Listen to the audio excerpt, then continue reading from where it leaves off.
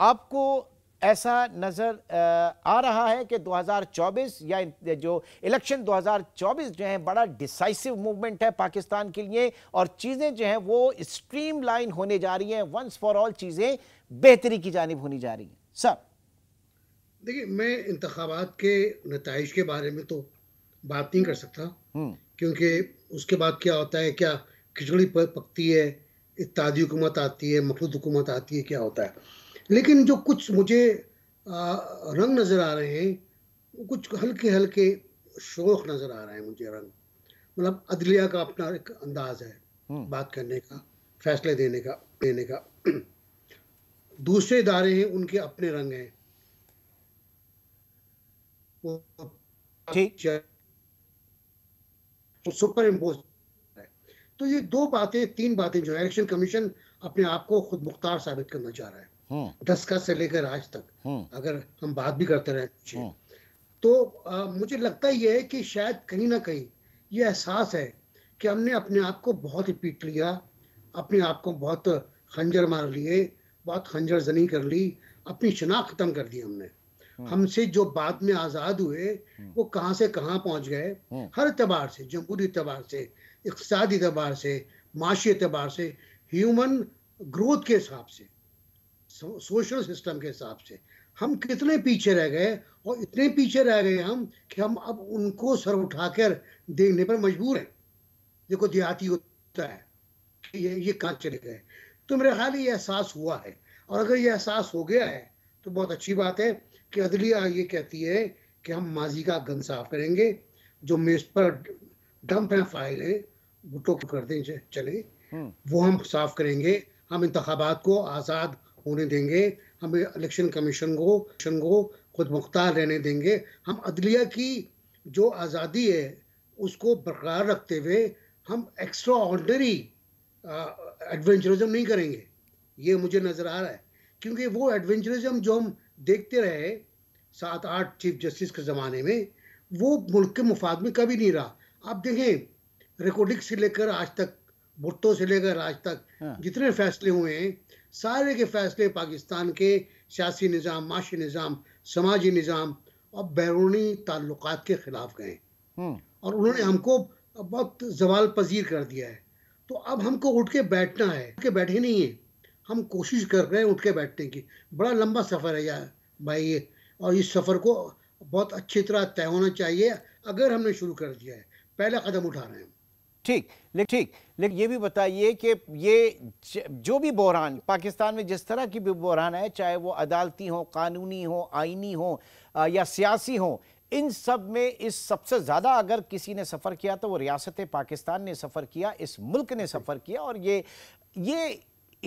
इसके ऊपर किसी को अकाउंट जो है ठहराया जाएगा, इसके ऊपर किसी के ऊपर करार वाकई आप समझ रहे हैं कि कुछ होगा?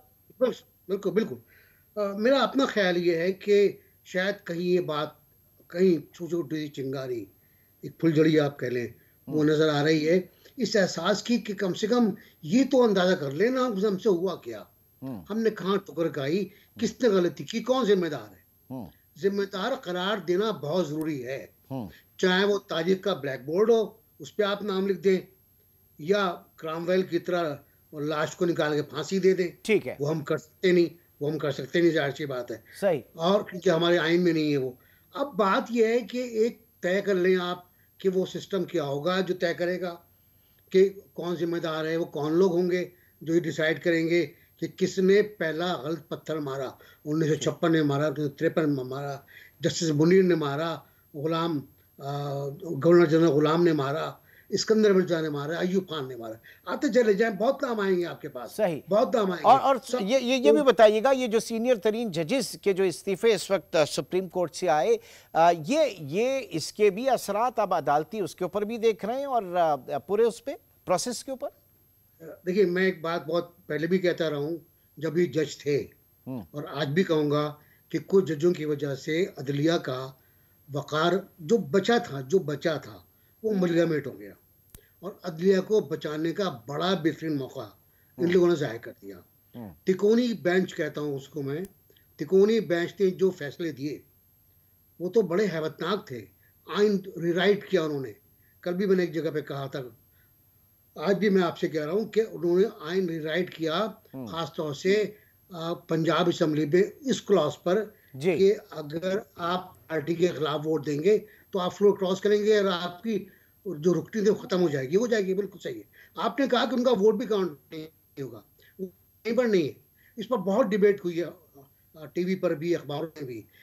तमाम जो वकील हैं, तमाम जजेस हैं पुराने, वो तो तो पार्टी ऑफ कॉन्स्टिट्यूशन है ये। बेग साहब अब इस्तीफे दे देना, कि जाहिर है कि चीफ जस्टिस के भी इसके ऊपर सख्त रिमार्क्स हैं, इस्तीफे दे देने से बात खत्म हो जाएगी या फिर अब मामला जो है वो एक मंतकी अंजाम तक ही पहुंचना चाहिए फिर? देखिए, हमने परसों भी कहा था, इससे पहले भी कहा था कि ये अब बेहतर ये होगा कि मुकदमा ना हो इसके ऊपर, और आप कोई भी हो, वो इस्तीफा देकर बच ना पाए। आप देखिए ना कि अगर आप इस्तीफा देकर चले जाते हैं और 15 लाख रुपए पेंशन लेते रहते हैं, गाड़ी भी है, माली भी है, तमाम सहूलतें आपको हासिल है, तो क्या हो गया? खैर, आपको तो, अरे जिस तरह पॉलिटिशियंस के साथ होता है कि उनको डंडे मारते हैं हम लोग टीवी पर बैठकर कि ये करप्ट हैं, बदनाम हैं, और सजा से पहले उनको हम सजा दे चुके होते हैं, वो कोई भी हो। मैं नाम नहीं ले रहा हूँ, कोई ठीक। भी हो वो। तो इनके साथ भी ऐसा नहीं हुआ। तो कम से कम इनके पास जो केसेस, इनके खिलाफ जो केसेस हैं,